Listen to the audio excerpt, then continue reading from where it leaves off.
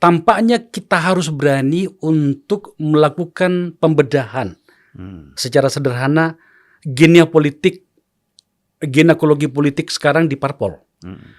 Ada parpol yang tadi Abang sudah menyebut 1-2 partai gitu. Ada parpol yang tampaknya mulai menyadari bahwa tidak punya pilihan dan memang harus mengajukan kader-kadernya sebagai calon pimpinan-pimpinan pada jabatan-jabatan publik, salah satunya sebagai calon presiden. Ya kan gitu. Di situ ada PDIP, di situ ada Gerindra, Pak Prabowo, di situ ada Partai Golkar, Pak Airlangga Hartarto dicalonkan gitu loh kan. Kemudian PKS juga sebenarnya. Iya, kemudian PKB, Pak Muhaimin Iskandar. Terlepas soal bagaimana karakter karakter psikologis yang terjadi pada masing-masing partai dan kemudian bagaimana muncul tokoh-tokoh itu, tapi setidaknya mereka sudah punya keberanian untuk mencalonkan itu. Tadi Abang menyebut PDIP. Saya tuh jujur ya, itu agak cemburu pada PDIP gitu. Betapa mereka punya banyak kader yang bisa dicalonkan. Dari 2 nama itu kan hanya kebetulan itu nama yang muncul, tapi banyak kader yang mumpuni di situ. Kalau kita harus menyebut di situ ada Ahmad Baskara gitu kan, kemudian banyak di situ, ya kan, dari kawasan timur Indonesia ada Kamarudin Watubun di situ, ya kan, orang-orang yang banyak makan asam politik. Di Partai Golkar banyak gitu. Nah itu satu, klaster pertama. Klaster kedua, partai yang tampaknya memang tidak pernah berniat untuk mengajukan calon kadernya sendiri untuk jabatan-jabatan publik. Even itu gubernur.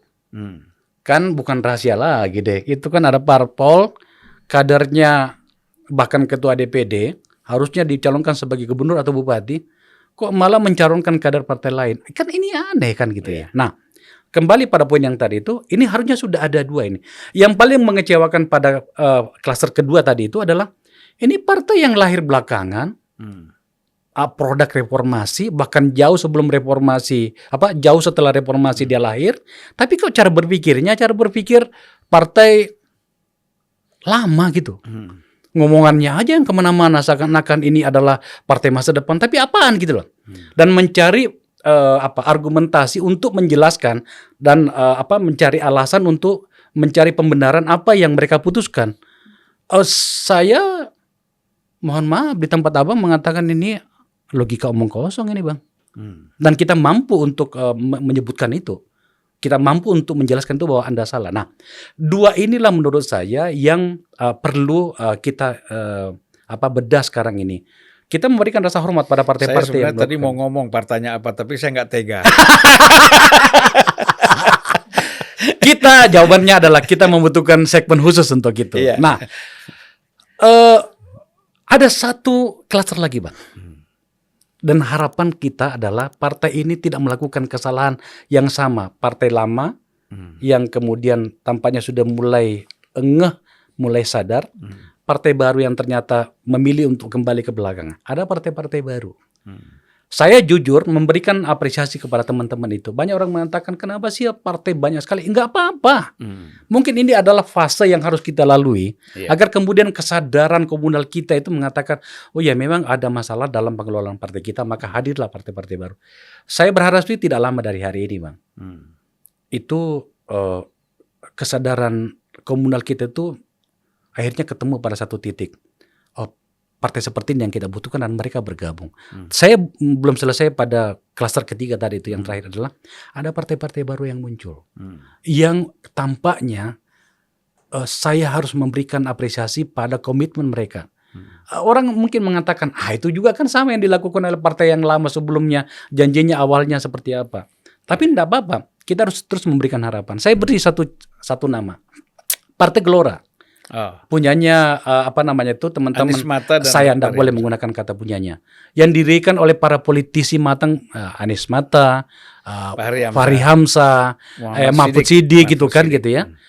Yang tampaknya karena saya mengenal mereka, saya sangat akrab dengan mereka, saya berbicara dengan mereka, tampaknya itu menyadari bahwa memang ada kesalahan kita dalam mengelola partai politik dan kita tidak boleh melakukannya lagi. Terus partai yang lainnya ada satu lagi, siapa ya? Itu yang mantan Demokrat itu. PKN. PKN ya? PKN punyanya Gede Pasek Suardika gitu ya gitu. Intinya begini, saya berharap memori kita membuka ruang bagi mereka untuk memberikan permakluman bahwa semoga saja agenda mereka tidak untuk kembali ke belakang dengan seluruh omong kosong itu akan menjadi lebih baik. Sambil berharap pula bahwa partai-partai lama ini yang sudah matang ini, PDIP, Golkar, apalagi P3 gitu ya. Untuk P3 tampaknya kita butuh diskusi yang banyak soal ini. Saya berharap Bang Sulpan mengangkat soal P3 ini. Usulan saja ya, kita bicarakan bersama. Sudah pernah sebenarnya ketika terjadi penggantian ketua umum gitu ya. Tapi kita kan belum masuk ke dalam. Ya. Nah, kembali pada yang tadi itu Bang, itu identifikasi saya. Ya sudah tampaknya terlalu lama waktu yang kita gunakan untuk melakukan perbaikan setelah reformasi itu tadi. Tapi ya gimana lagi, udah terjadi gitu ya. Yang celaka adalah apabila kemudian kita mampu mengidentifikasi problem ini, tapi kemudian kita terus melakukannya sambil setengah mati mencari alasan dan pembenaran dari semua kesalahan yang terjadi. Itu celaka betul kita.